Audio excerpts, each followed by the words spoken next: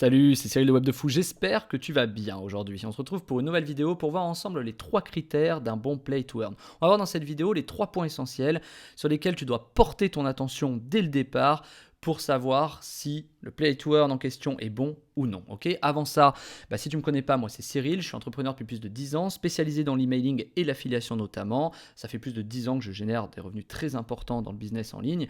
Et justement, en tant que bon entrepreneur, je sais flairer des bonnes opportunités. Et en l'occurrence, le play to earn en est une. Et c'est pourquoi aujourd'hui, je te fais cette vidéo. Ok. Allez, assez parlé de moi, on y va sur cette opportunité folle.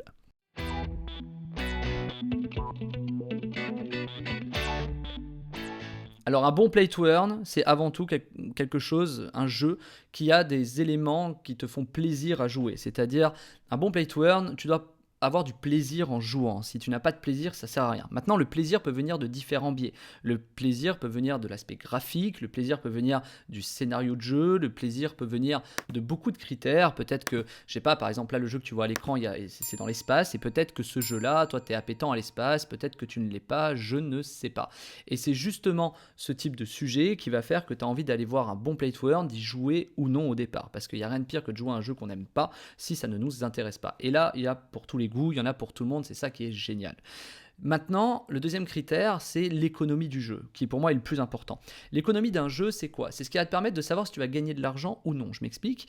C'est un jeu dans lequel l'économie n'est pas régulée, c'est-à-dire on n'a aucune information sur comment vont être gérés. Par exemple, imaginons un jeu dans lequel tu as deux factions, c'est-à-dire, je sais pas, les bons, les méchants et les gentils. Et bien, imaginons les méchants prennent beaucoup de pouvoir parce que je sais pas, ceux qui ont beaucoup d'argent prennent les méchants, et du coup à ce moment-là, les gentils vont être un peu laissés pour compte, et si là il n'y a pas une régulation économique, il n'y a plus aucun intérêt à jouer au jeu puisque les méchants dominent en fait le jeu, et donc ceux qui ont de l'argent dominent le jeu, etc. Donc le modèle économique est très très important.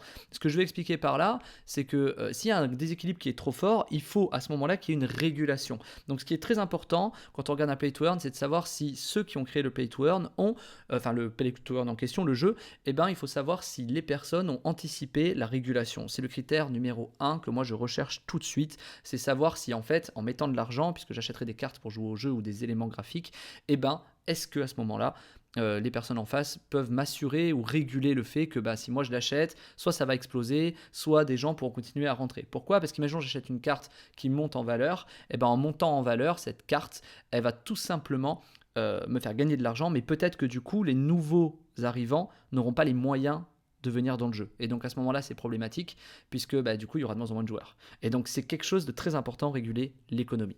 Ensuite, il y a l'aspect graphique d'un jeu. L'aspect graphique d'un jeu, finalement, c'est quelque chose d'assez important, puisque l'aspect graphique, tout le monde y fait plus ou moins attention. Donc l'aspect graphique, c'est quoi? C'est comment est fait le jeu. Tu l'as vu à l'écran, c'est par exemple, est-ce que graphiquement on trouve ça sympa ou pas. Je vais te montrer un exemple.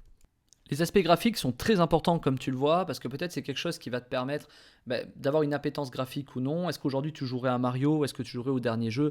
C'est quelque chose qui crée une hype. Et ça, c'est important de comprendre que beaucoup dans le marché doivent être sensibles à ça. Puisque imaginons si aujourd'hui un des critères pour que les gens rentrent dans le play to earn, c'est d'avoir des beaux graphiques.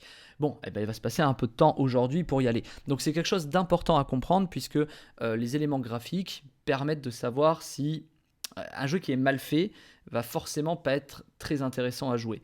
Donc c'est le deuxième critère, le graphique. Ensuite, il y a tout ce qui est gameplay, c'est-à-dire est-ce que c'est facile à jouer, est-ce que c'est compliqué, est-ce qu'on comprend rapidement, est-ce que c'est intuitif. Je pense par exemple à des jeux trop compliqués dans lesquels on ne comprend pas ce qui se passe, donc on n'y va pas parce que le temps que nous on va passer à étudier le jeu, à comprendre, etc., c'est d'autres jeux sur lesquels on pourrait jouer pour gagner de l'argent. Donc c'est très important de faire attention à son temps. Le troisième et le critère le plus essentiel, c'est le ROI. Le ROI d'un projet, savoir quand est-ce que tu vas récupérer ta mise, savoir à quel moment tu vas réussir à gagner de l'argent ou non. Je m'explique très simplement, il y a des jeux qui par jour vont te générer peut-être, quand est-ce que tu vas acheter des cartes, quand est-ce que tu récupères ta mise? Est-ce que tu récupères ta mise dans 2 jours, dans 5 jours, dans 10 jours, dans 30 jours? Je connais des jeux qui mettent 100 jours pour récupérer leur mise, c'est-à-dire 3 mois. Mais d'ici 3 mois, peut-être que du coup le jeu marchera pas, ça n'ira pas, le cours va s'effondrer ou le token ne marchera pas, etc. Je ne sais pas.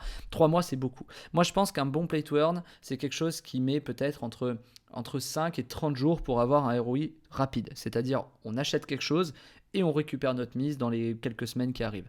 Puisqu'on mise sur 2 choses, c'est savoir quel prix on peut revendre le NFT qu'on a pour jouer au jeu, combien de ressources on va pouvoir générer dans le jeu avec nos cartes, et du coup, si le cours progresse avec les cartes, et ben, les ressources que je vais générer, je pourrais les revendre plus cher. Donc c'est des critères qui sont très très importants.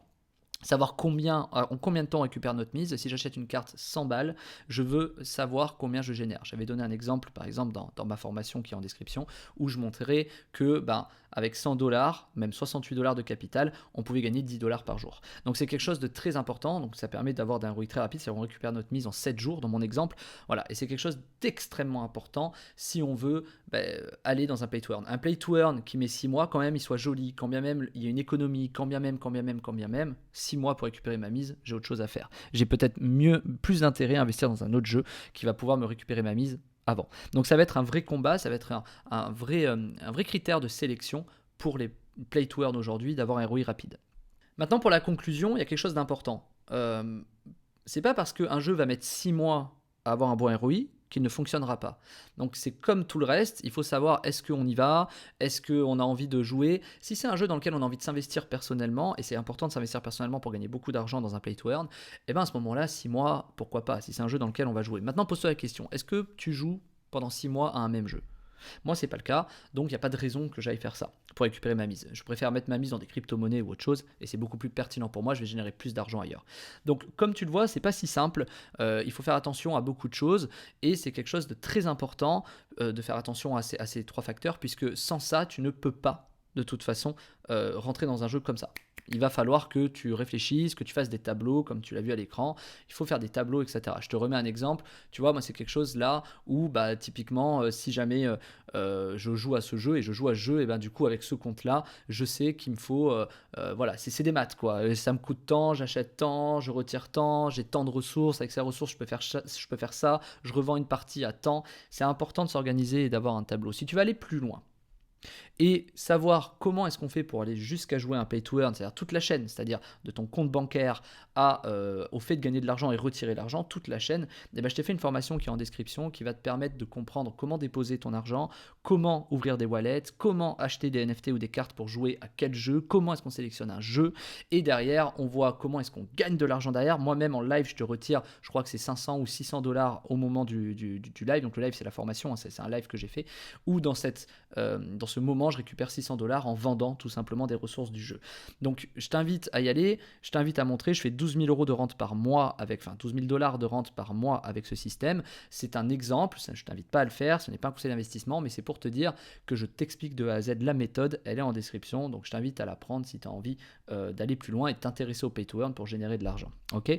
Allez, sur ce, pense à t'abonner, lâche un like, dis-moi en commentaire à quel jeu tu aimerais jouer ou dis-moi si tu as des questions, je te répondrai avec plaisir. Sur ce, je te dis à bientôt, ciao.